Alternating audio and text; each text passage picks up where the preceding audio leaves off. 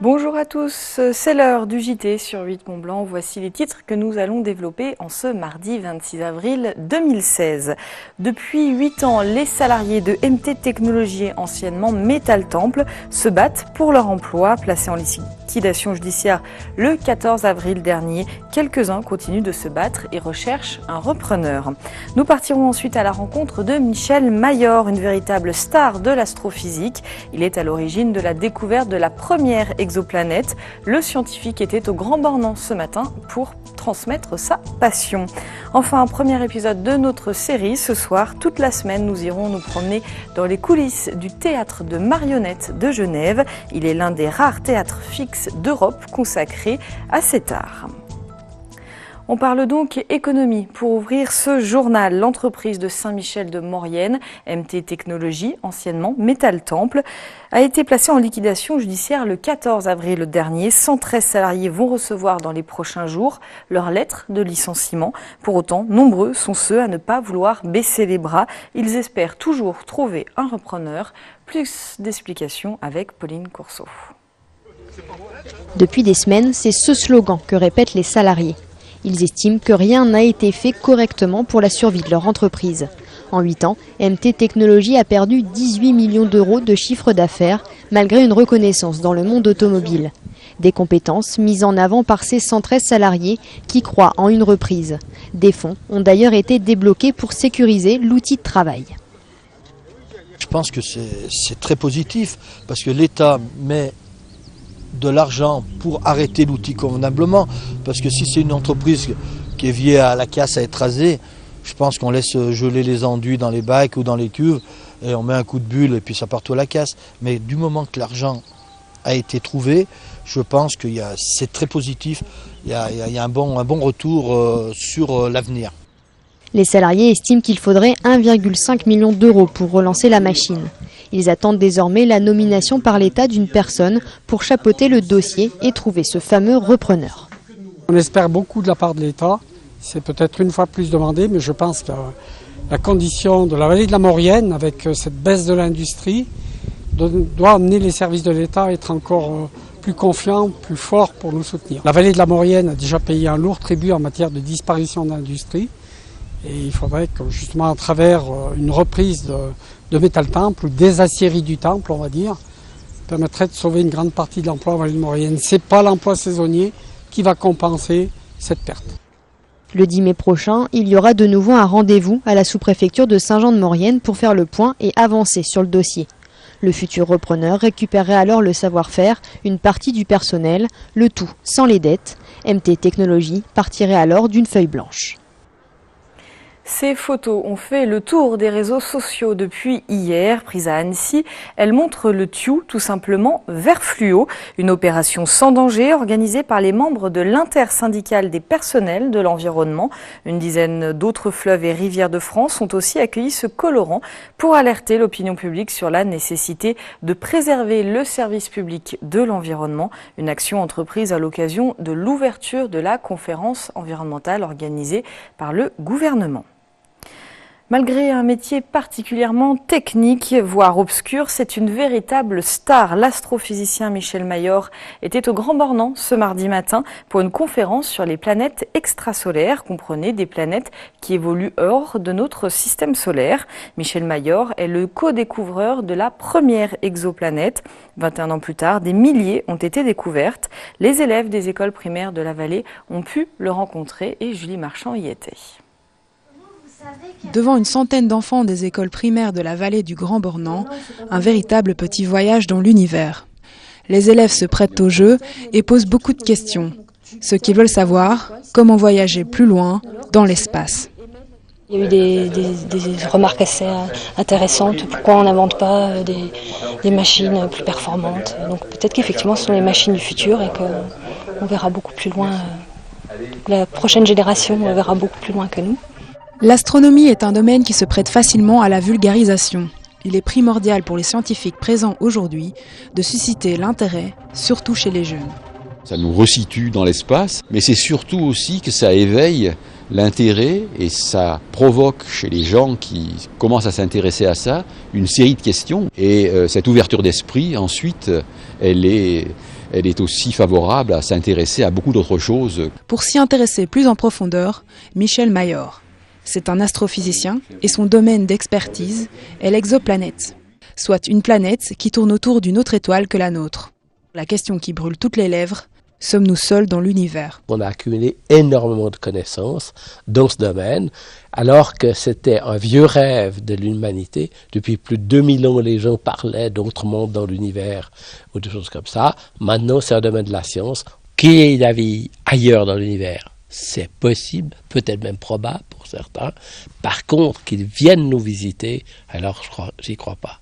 Ces astrophysiciens ont dédié leur vie au partage du savoir scientifique et espèrent que les spectateurs seront nombreux à la conférence ce mardi soir à 20h30 pour s'immerger dans les étoiles.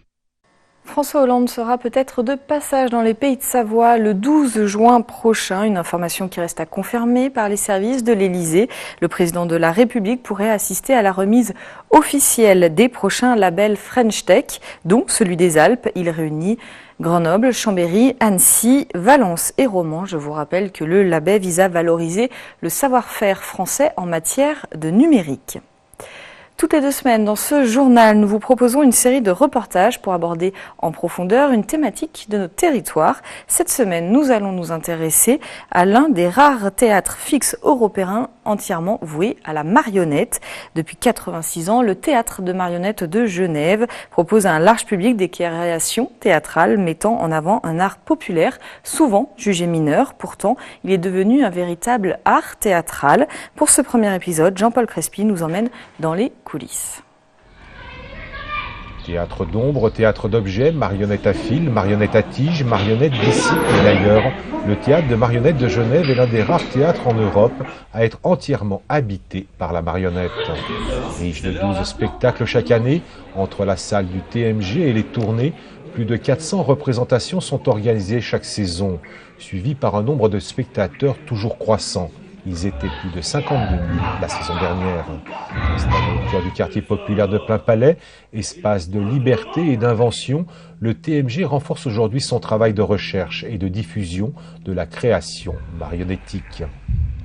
Ce qui compte derrière la marionnette, c'est le geste du jeu, le geste de la manipulation, de lui donner l'intention. C'est ce rapport entre l'objet inerte et il y a le geste du comédien qui lui prête une intention, mais il y a aussi le geste du spectateur qui accepte la convention de vouloir entrer dans le code. Ok, cette marionnette fait semblant de marcher, saute, vit, respire. Et c'est ça qui est passionnant, parce que ça veut dire que le comédien, il doit avoir une sorte de sensation de l'axe central de ce qu'il veut jouer. Il ne peut pas être dans quelque chose de flou et il doit sentir l'essentiel, être au cœur de ce qu'il veut jouer pour lui trouver un répondant matériel. Et puis avec ça, après, il va essayer de faire en sorte que ce soit aussi compris par le public.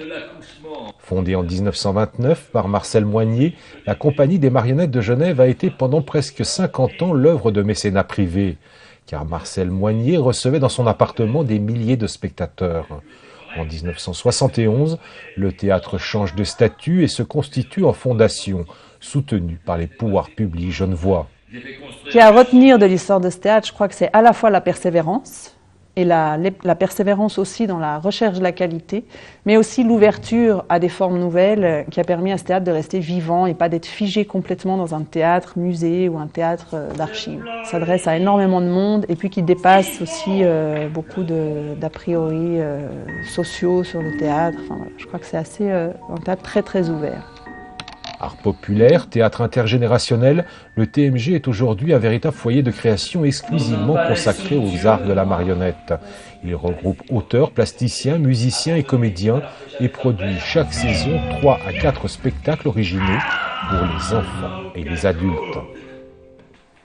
Et demain, pour le 2e épisode de cette série, nous verrons comment se travaille cet art si particulier qui est celui de la marionnette.